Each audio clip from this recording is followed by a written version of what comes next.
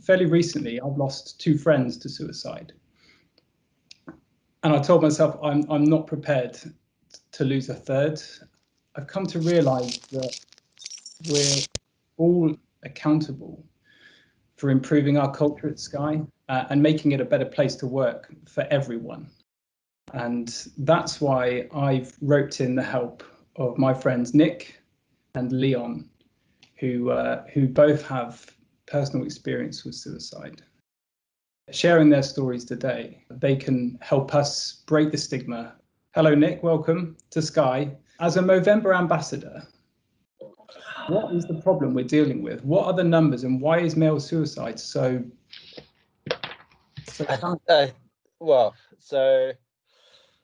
globally, 1 man dies every minute from suicide. With the way things have been this year in particular, and again with the second lockdown and, winter starting to hit and isolation, we probably are sadly going to see another slight rise.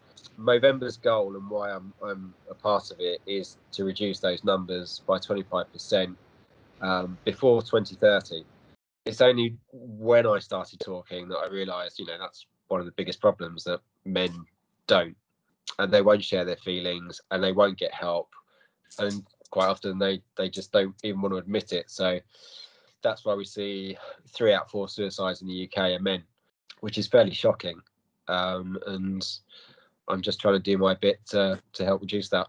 Yeah, and it's working as well. The work that you're doing on social media and encouraging others to talk more is having a real effect. That's why we're here today. And Leon, thanks for joining us. You have a personal story that has helped me understand how people can hide their true feelings behind a mask of confidence.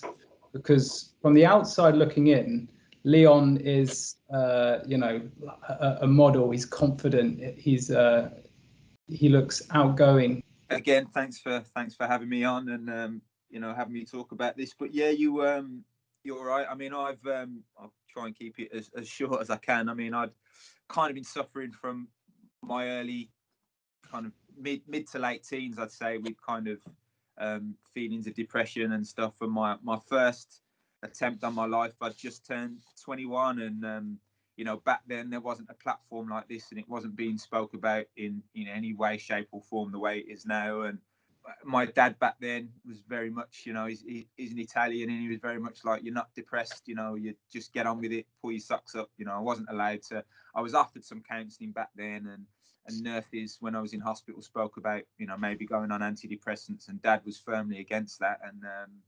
over 10 years, I kind of hid behind a persona, and Instagram is a great, it's a great filter, and from the outside looking in, everything looked great, but I was suffering. And again, a little bit like like Nick, my kind of life unraveled at the end of 2017 again, after putting up a front for so long. I guess I just cracked and couldn't do that any longer. And there was a few things, broke up with a long-term girlfriend through not dealing with the fact that I was depressed, going home and taking it out on them. And then I had a massive bike crash, which meant I broke my arm in 6 places 2 days before New Year's Eve, and the bike was a bit of an outlet for trying to deal with the things I was dealing with. And then New Year's Day 2018, I just broke down. I was on my own, kind of spilt my guts out on social media to say that I was suffering, as a bit of a way to force my hand to go and get help, because I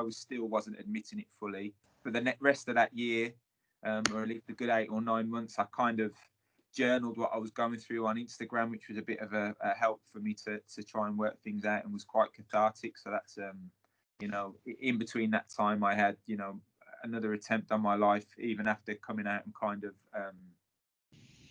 admitting I was struggling. I still didn't want to deal with it once I realised what I was a little bit about. My backstory. It's quite easy for people to hide what they were really going through. So it took my life to finally unravel for me to really have the courage to stand up and go, I need some help. And that's I still speak about it today on social media and doing stuff like this along with Nick to try and make people realise that you can, it is okay to not be okay. You can ask for help, and there's no shame in that. So So yeah, it's a little bit of my backstory there. What has helped you out of the dark times? I wouldn't say there's one, there's one key factor. It's a bit of a jigsaw puzzle. The first thing that I needed to do was, it's a bit of a cliche, but before you can get better, you kind of need to admit that, something's up or that you need help. So being so open about it and asking for help has been a big factor. But, I'm on antidepressants now, still am. Been on those since, the start of 2018. Still see a counsellor, and just being open, probably being, if there was one factor, it was just being brutally honest with people. I'm engaged now, I have a new partner in my life, have a dog that popped up on the screen earlier. So, but just being honest with people around me has probably been the most helpful. Working in retail, I'm quite customer facing, and I've got colleagues, and for years I would put on a front for 8 hours a day at work and pretend everything was all right, and I'd go back to the partner I was with then and kind of take it out on them, and I don't do that anymore. I've got a great work team around me who understand what I'm going through, and if I'm having a bad day, I'm honest with them, and I'm honest with Jess, my partner at the moment. If I'm struggling, I tell her. Obviously, I'm not that upfront with customers that walk through the door. It's probably not what they expect when they're coming to buy us. People that need to know, I let them know, and that's probably what's helped me the most, is just being so upfront and open about it, really. And what about you, Nick? What helped you the most during the dark times? Almost identical to Leon, really. I still kept everything to myself, and I still hadn't told anyone, and I still wouldn't talk to anyone. And it really wasn't until Leon posted up that I realised that there's other people going through the same thing. Someone like Leon, and I had the same perception as you. You see this guy on Instagram, and you just think, man, he's got it dialed. And then he went and put all that up on Instagram and Facebook. And I think within a day or two, I just sent him. I still didn't really. I don't think I actually said very much. It was just, thanks for doing that. I'm struggling myself. And then I took the decision, probably, I think it was about 9 months later, to tell my family, my kids, my girlfriend, and my friends what I'd been through and what I'd done. And once I actually did that, I realized almost overnight, just started feeling better about myself. Although I was getting help, and although I was starting to get through, because I was keeping it to myself, there was always this weight on my shoulders. I felt a lot more relaxed. And similarly to Leon now, the biggest thing I do whenever I have a moment is tell people.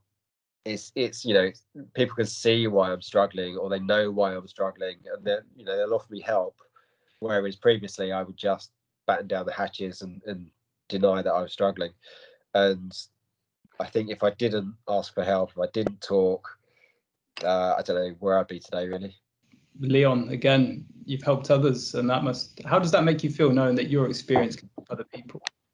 It's pretty humbling, to be honest. I didn't really think, that it would have the effect that it had. The outpouring of support I had was amazing, and the outpouring of people that, messaged me privately and said they were struggling, realised that I wasn't the only one in that situation, and some of my other friends that I looked at in the same way as you mentioned, you looked at me and Nick, I was like, wow, I thought they had all their stuff together, big houses, fancy jobs, and they would message me and say, hey, I'm really struggling as well. So, pretty humbling. And as hard as it was to admit and to still be speaking about it openly, it's kind of made me realise how, worth it's been in the long run, if it's helped other people, get some help. And how was lockdown and the pandemic kind of accelerated this whole feeling of isolation and aloneness? Have you struggled with the lockdowns and the being on furlough, etc.?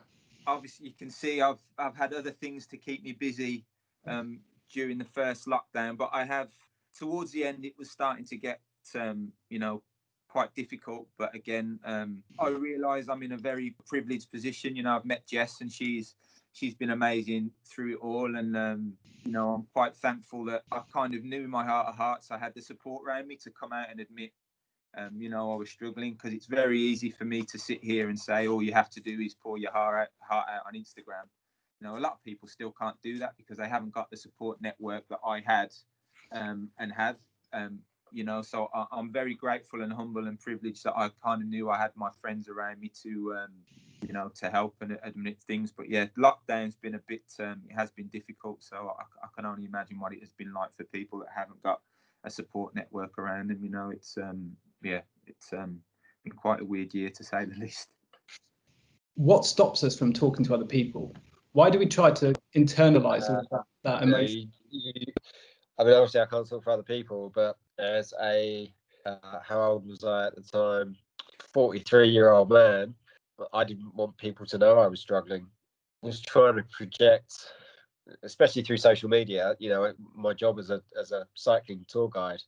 You know, I'm trying to attract people to come and ride with me in the mountains, and put on this front of, you know, being someone else. Really, I just again, I guess people of my generation, and it's only really since I've been doing all this that, you know, I talk to a lot of younger people now as well, and whether it's teenagers or people in their 20s, they're far more open than guys in their 40s, 50s, and they just generally tend to be more aware and talk. Whereas, as I say, you know, I'm in my 40s, and we were brought up to be men. Is that a masculinity thing? Is this, you know, like, everyone thinks that masculinity is about, you know, chin up and get it done. Absolutely, yeah. Get it done. Yeah, pull your socks up and get on with it.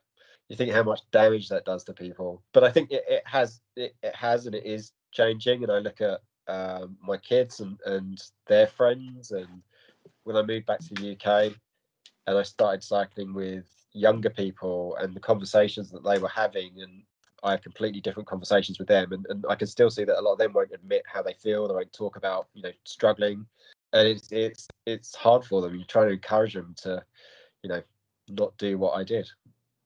The what I find just baffling is the complete opposite of your perception. So if someone speaks up about feeling depressed or admitting they need help, they think that makes them look weak. But from my perspective, when I see someone openly talk to others about their experience and their emotions, I think that takes great courage, and I admire them for it. So I often find that it's all internalized, it's all a perception. Yeah, absolutely. But then that's part of the problem, is that, you know, for me, when I was really struggling, it was full of self-loathing. You know, I didn't understand anything that I was going through. I couldn't rationalize anything. You know, I couldn't show that to anyone. And you just bottle things up, and it leads to this crisis point that, you know, I've been through, Leon's been through, and many others, and some of us make it through, but an awful lot don't. Leon, do you think that suicide is something you'll just have to live with, and it's part of you, or do you think that you can see the back of it? I mean, sitting here, I'd like to say, you know, I could see the back of it now. You know, with the support network I've got around me and the things I put in place. I don't like using the word getting better with depression, because I don't think you ever. I don't know if you ever do. I don't know if I don't think I ever will. I ever will be. I'm just learning to deal with things, and I think, you know, life does throw you curveballs, like we just spoke.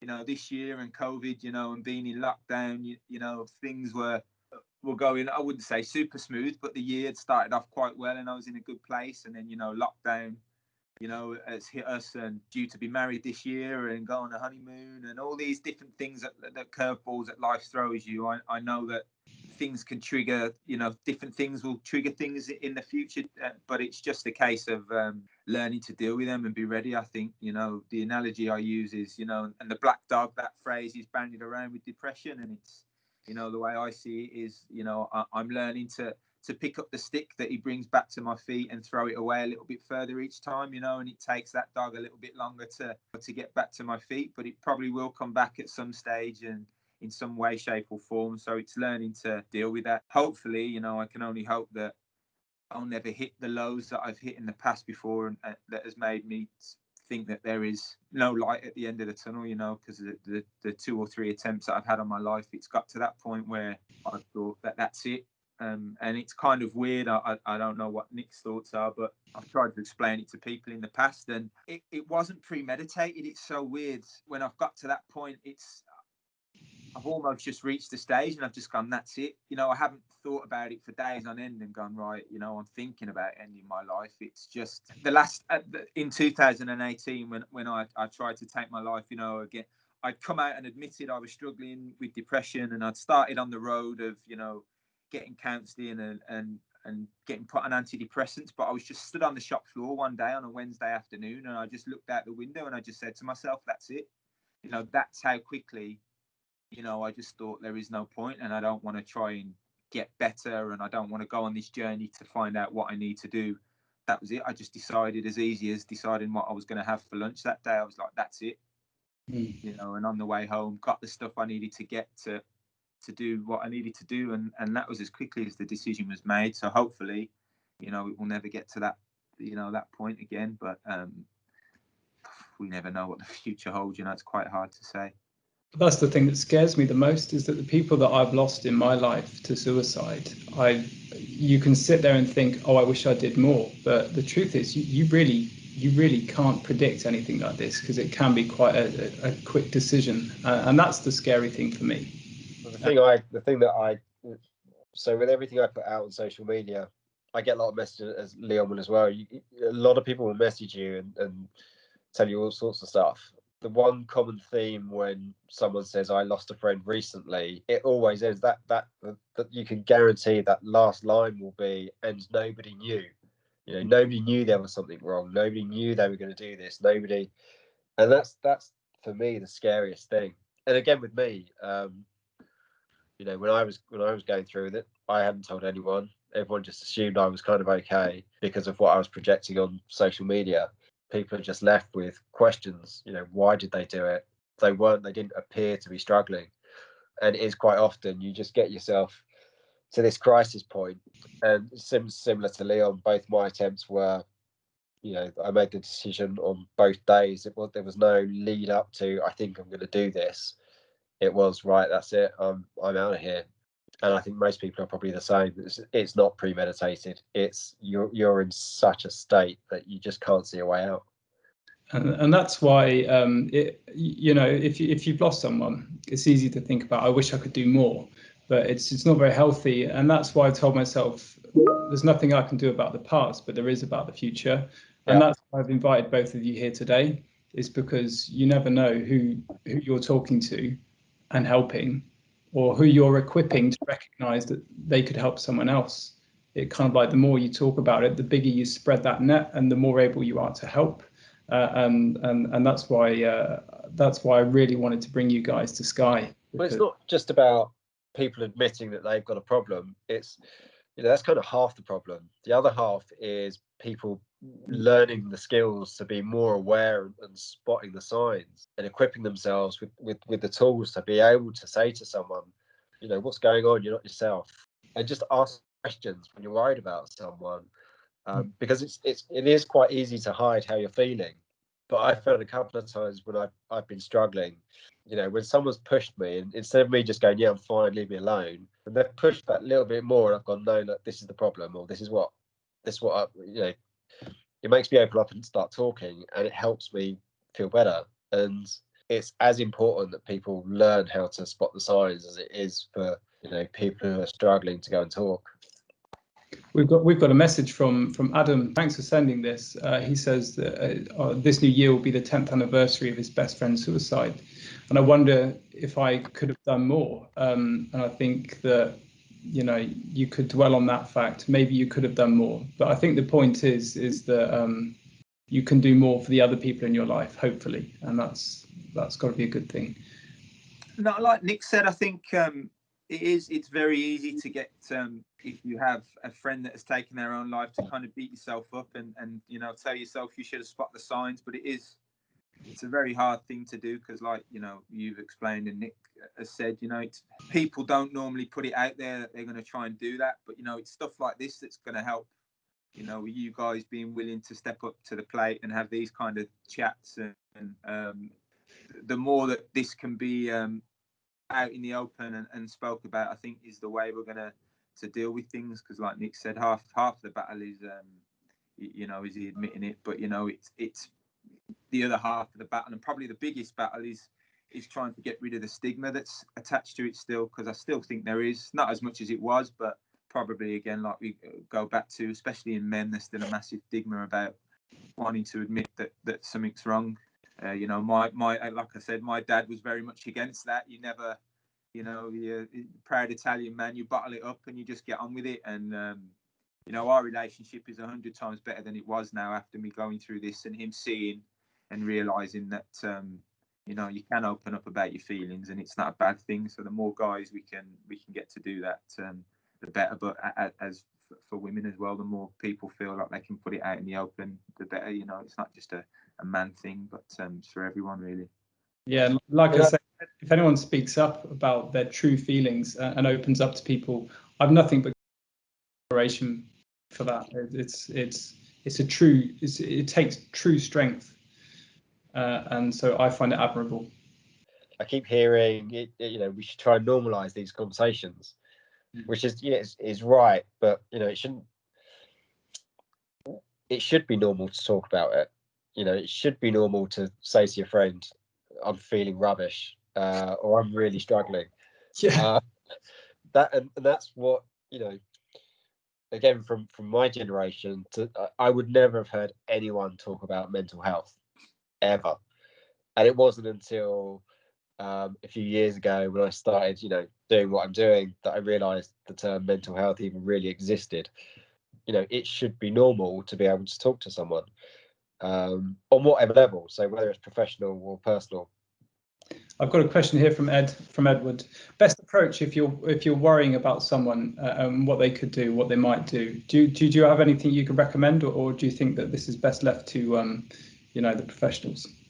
Checking on them regularly and just, you know, make sure, are you okay, and not just let them sort of fob you off and go, yeah, I'm fine, because that's what we all do. But no, are you really okay? And let them know you're there for them. If you are really worried, then there's, you know, there are a whole raft of services where you can point them in that direction.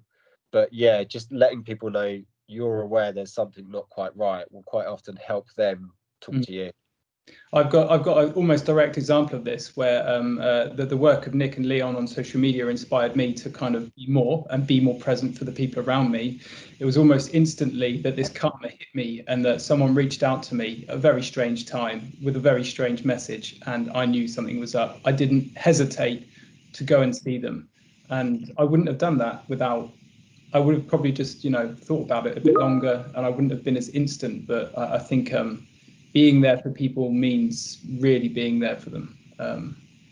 Some more questions coming through now. I'd love to get through a few more of these. I've got a question, Gareth. Hello. Hello. First of all, thanks, guys, for talking about this. It's such a difficult subject to talk about so openly, and I think it's really brave of you guys.